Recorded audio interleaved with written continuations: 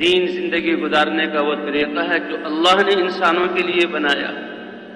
اللہ کا نظام اور قدرت اور علم ایسا ہے کہ ساری کائنات اللہ کے نظام سے چل رہی ہے، اور کیسے احسن اور خوبصورت طریقے سے چل رہی ہے۔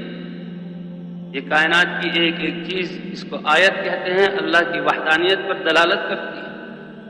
تو جیسے اللہ نے سارے کائنات کے لیے نظام بنایا ہے، تو انسان جو سب سے قیمتی ہے، جس کے لیے زمین اور آسمان بنائے گئے، ساری جو ہے مخلوقات کو دنیا کی اللہ نے مسخر کیا، اس کی خدمت میں لگایا، تو اللہ نے انسان کے لیے بھی ایک نظام بنایا۔ افحسبتم انما خلقناکم عبثا وانکم الینا لا ترجعون، زمین تمہارے لیے پیدا کی، آسمانوں کو تمہارے لیے روکا ہے، اللہ کے امر سے ہوائیں چل رہی ہیں، اور کتنے نظام چل رہے ہیں، اور کیسے اللہ نے ان کو جکڑا ہوا ہے اپنے امر سے، وہ نافرمانی نہیں کر سکتے۔ اور جس کے لیے بنایا ہے، کیا ان کو بیکار پیدا کیا، ان کو ان کی مرضی پر چھوڑ دیا؟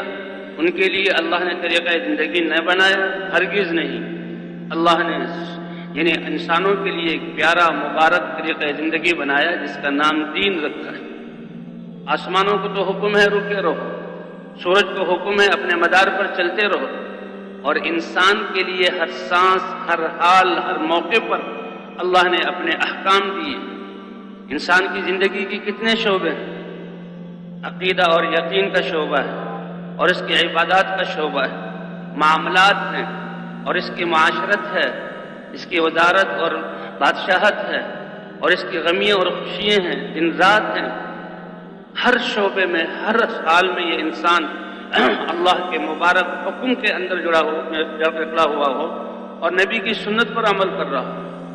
الیوم اکملت لکم دینکم، اللہ نے کامل دین عطا فرمایا، جو انسان کی زندگی کے سارے شعبوں کو گھیرے ہوئے۔ تو اللہ نے انسان کو بیکار پیدا نہیں کیا، کیونکہ یہ زمین اور آسمان تو انسانوں کی خدمت کے لیے پیدا ہوئے، اور انسانوں کو اللہ نے ہمیشہ کے لیے پیدا کیا۔ قیامت آئے گی، اس زمین کو ختم کر دیں گے، سورج اور چاند کی بساط کو لپیٹ دیا جائے گا، سمندر اڑ جائیں گے، پہاڑوں کو روئی کے گالوں کی طرح بکھیر دیا جائے گا، ستارے مان پڑ جائیں گے، آسمان ٹوٹ جائیں گے، لیکن اس انسان کو دوبارہ زندہ کیا جائے گا۔ اب دنیا میں انسانوں کی ترتیب آدم علیہ السلام سے لے کر آج تک اور قیامت تک کتنے سالوں، ہزاروں سالوں پر محیط ہے، اس کا علم اللہ کو ہے۔ آدم علیہ السلام آئے، ان کی نسلیں آئیں، نسلوں سے چلتے ہوئے ہم تک بات پہنچی، پھر قیامت تک ہماری نسلیں آئیں گی۔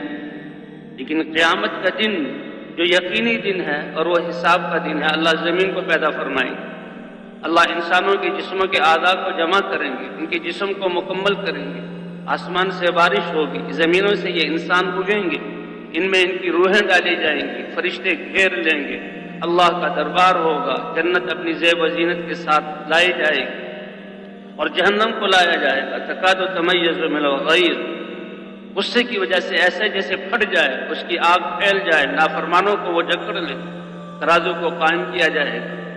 تو آدم علیہ السلام سے لے کر آخری آنے والا انسان اور یہ فرشتے اور قیامت کا یہ منظر، اللہ کیسے قدرت والے ہیں۔ وما امر الساعۃ الا کلمح البصر او هو اقرب، کہ یہ سارا نظام ہم بنا دیں گے اتنی دیر میں، جیسے تم آنکھ جھپکتے ہو، آنکھ بند کر کے کھولتے ہو، اللہ سارے نظام کو قائم کر دیں گے، اور پھر انسان ہمیشہ ہمیشہ رہے گا۔ انسان جنت سے آیا ہے، اس لیے دنیا میں یہ خوبصورت مقامات، خوبصورت چیزیں اور اپنی خواہشات کو پورا کرنا چاہتا ہے، دنیا کو جنت بنانا چاہتا ہے۔ اللہ فرماتے ہیں نہیں، دنیا میں تو تمہیں میں نے اپنی عبادت کے لیے ایک عزت کا دین دے کر تمہیں عبادت کے لیے پیدا کیا، تمہارے لیے جنت وہ ہے جو میں اپنی قدرت سے بناؤں گا، اپنے ہاتھ سے بناؤں گا، وہ آخرت میں ہے۔ دنیا خواہشات کے پورا کرنے کی جگہ نہیں ہے۔ وَلَكُمْ فِيهَا مَا تَشْتَهِي أَنفُسُكُمْ وَلَكُمْ فِيهَا مَا تَدَّعُونَ نُزُلًا مِّن غَفُورٍ رَحِيمٍ۔ دنیا میں تو خواہشات کی زندگی تمہیں آپس میں لڑائے گی، اور تمہاری زندگیوں کو اجیرن کر دے گی، تم ایک دوسرے کے دشمن بن جاؤ گے، خون کے پیاسے ہوگے، تم پریشان رہو گے۔ تمہارے لیے جنت بنائی ہے، جی ہاں، اور جنت میں جب تم نے دنیا میں اللہ کے احکام کو پورا کیا، اپنی خواہشات کو دبایا، تو تمہاری خواہشات کو اللہ اپنی شان کے مطابق جنت کی نعمتوں کے ذریعے پورا کرے۔ وَلَكُمْ فِيهَا مَا تَشْتَهِي أَنفُسُكُمْ تم نے دنیا میں اپنے نفس کو خواہشات سے روکا. وَأَمَّا مَنْ خَافَ مَقَامَ رَبِّهِ وَنَهَى النَّفْسَ عَنِ الْهَوَىٰ فَإِنَّ الْجَنَّةَ هِيَ الْمَأْوَىٰ. رب کے سامنے کھڑا ہونا ہے، ساری زندگی کا ہر ایک عضو کا حساب دینا ہے. اس لیے میں نے تو یہ زندگی امانت ہے اور یہ اعضاء اللہ کی امانت ہے، اللہ کے حکم کے مطابق استعمال کرنا ہے. تو اللہ کے سامنے کھڑے ہونے کی وجہ سے اپنی جان کو، اپنے جسم کو نفس کے خواہشات سے روک لیا، بس موت اس کے درمیان حائل ہے. جی ہاں، فَأَمَّا مَنْ خَافَ مَقَامَ رَبِّهِ وَنَهَى النَّفْسَ عَنِ الْهَوَىٰ فَإِنَّ الْجَنَّةَ هِيَ الْمَأْوَىٰ. جنت اس کا ٹھکانہ. اللہ فرماتے ہیں تمہارے لیے جنت ایسی جس کو میں بناؤں، اور اس میں ایسی نعمتیں جس کو اپنی قدرت سے بناؤں، بس تھوڑا انتظار. اس لیے اللہ نے یہ دین مبارک دین مرحمت فرمایا، دین زندگی گزارنے کا وہ طریقہ جو اللہ نے پسند کیا، اور جس میں انسان کی زندگی کے سارے شعبوں میں اللہ کے احکام. یہ اللہ کی عبادت کے سب سے بڑا منصب، سب سے بڑا درجہ اور عزت کا مقام ہے. وَمَا خَلَقْتُ الْجِنَّ وَالْإِنسَ إِلَّا لِيَعْبُدُونَ مَا أُرِيدُ مِنْهُمْ مِنْ رِزْقٍ وَمَا أُرِيدُ أَنْ يُطْعِمُونَ. سارے انسانوں کو اپنی عبادت کے لیے پیدا کیا، ان سے میں روزی کموانا نہیں چاہتا، اور نہ یہ کہ اللہ کو کھانا دیں. رزق دینے والے ذات تو اللہ کی ہے، اللہ رب ہے، پالنے والے. ان الذين قالوا ربنا اللہ، وہ لوگ جنہوں نے یہ کہا کہ ہمارا رب اللہ ہے. قرآن کی ابتدا الحمدللہ رب العالمین. 900 مرتبہ اس لفظ کو قرآن میں لایا گیا ہے، 900 مرتبہ. اور نماز میں ہر رکعت میں الحمدللہ رب العالمین، رکوع میں سبحان ربی العظیم، سجدے میں سبحان ربی الاعلی، تحیات میں رب اجعلنی مقیم الصلاۃ. کتنی دفعہ رب کو دہرایا ہے. قرآن کا آخر قل اعوذ برب الفلق قل اعوذ برب الناس. یہ اللہ کے رب ہونے کا یقین یہ سب سے بڑی بات ہے. اور قبر میں سب سے پہلا سوال مر ربک، بتاؤ تمہارا رب کون ہے.